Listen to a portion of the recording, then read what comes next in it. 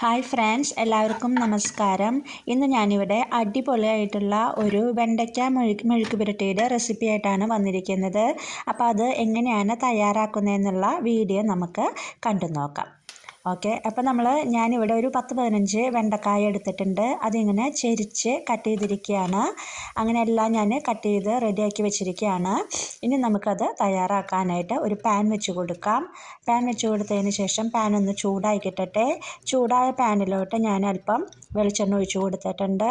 ഇനി വെളിച്ചെണ്ണ എല്ലാം നന്നായി ചൂടായി വരുമ്പോൾ നമുക്കൊരു ഹാഫ് സബോള അതിലോട്ട് ചെറുതായി കട്ട് ചെയ്തിട്ടുള്ളതാണ്, അത് ചേർത്ത് കൊടുക്കാം. അതുപോലെ തന്നെ ഒരു 2-3 അല്ലി വെളുത്തുള്ളി, ഒരു 2 വറ്റൽമുളക്, അല്പം കറിവേപ്പില, ഇത്രയും നമ്മൾ ചേർത്ത് കൊടുക്കണം. ഇതെല്ലാം ചേർത്ത് കൊടുത്തതിന് ശേഷം ഇതിനെ നന്നായി ഒന്ന് ഇളക്കി ഒന്ന് മൂപ്പിച്ചെടുക്കണം. അപ്പോൾ ഞാൻ കറിവേപ്പില ചേർത്തു, 2 വറ്റൽമുളക് ചേർത്തു, ഒരു ഹാഫ് സബോള ചേർത്തു, പിന്നെ ഒരു 2-3 അല്ലി വെളുത്തുള്ളി ചേർത്തു. ഇനി ഇതെല്ലാം കൂടി നമുക്ക് നന്നായി ഒന്ന് മൂപ്പിച്ചെടുക്കാം. മൂപ്പിച്ചെടുത്തതിന് ശേഷം വളരെ സിമ്പിളാണ് കേട്ടോ.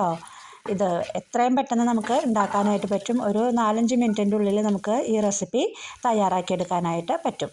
ഇപ്പോൾ എല്ലാം ഒന്ന് വഴറ്റിയെടുത്തിട്ടുണ്ട്. അതിലോട്ട് ഞാനൊരു 1/4 ടീസ്പൂണോളം മഞ്ഞൾപ്പൊടിയും അതുപോലെ തന്നെ 1 ടീസ്പൂണോളം മുളക് പൊടി ഞാൻ ആഡ് ചെയ്ത് കൊടുത്തിട്ടുണ്ട്. ഇനി ആ മുളകും മഞ്ഞൾപ്പൊടിയുടെയൊക്കെ ഒരു കുത്ത് പോകുന്നതും വരെ നമ്മൾ അത് നന്നായി ഒന്ന് മൂപ്പിച്ചെടുക്കുക. മൂപ്പിച്ചെടുത്ത കൂട്ടിലോട്ട് നമ്മൾ കട്ട് ചെയ്ത് വെച്ചിരിക്കുന്ന വെണ്ടക്കായ ചേർത്ത് കൊടുത്തു. വെണ്ടക്കായ ചേർത്ത് കൊടുത്തതിന് ശേഷം ഈ വെണ്ടക്കായ ആ സബോളയും വെളുത്തുള്ളിയും കറിവേപ്പിലയൊക്കെയായിട്ട് നന്നായി ഒന്ന് മിക്സ് ചെയ്തെടുക്കുക. പൊടിയൊക്കെയായിട്ട് നന്നായി മിക്സ് ചെയ്തെടുക്കുക. മിക്സ് ചെയ്തെടുത്തതിന് ശേഷം നമുക്ക് അതിലോട്ട് ആവശ്യത്തിനുള്ള ഉപ്പ് ചേർത്ത് കൊടുക്കാം. ഉപ്പ് ചേർത്ത് കൊടുത്ത് കഴിഞ്ഞ് നമ്മൾ മൂടി വെച്ച് വേവിച്ചെടുക്കുക. ഇത്രയേ ഉള്ളൂ, വളരെ സിമ്പിളായിട്ടുള്ളതാണ്. കണ്ടില്ലേ, ഇപ്പം ഞാൻ വെണ്ടക്കായ എല്ലാം കൂടി നന്നായി ഒന്ന് മിക്സ് ചെയ്തെടുത്തിട്ടുണ്ട്. അല്പം ഉപ്പ് കൂടി ഞാൻ ഇതിലോട്ട് ചേർത്ത് കൊടുത്തിട്ടുണ്ട്. ഉപ്പ് എല്ലാ ഭാഗത്തോട്ടും ആകുന്നതിന് വേണ്ടി ഒന്നും കൂടി നമുക്ക് എല്ലാം കൂടി നന്നായി ഒന്ന് ഇളക്കി യോജിപ്പിക്കുക. അതിനുശേഷം ഒരു ലിഡ് വെച്ച് അടച്ചു വെച്ച് വേവിച്ചെടുക്കാം. ഇപ്പം നമ്മുടെ വെണ്ടക്കായ ഒരുവിധം വെന്ത് വന്നിട്ടുണ്ട്.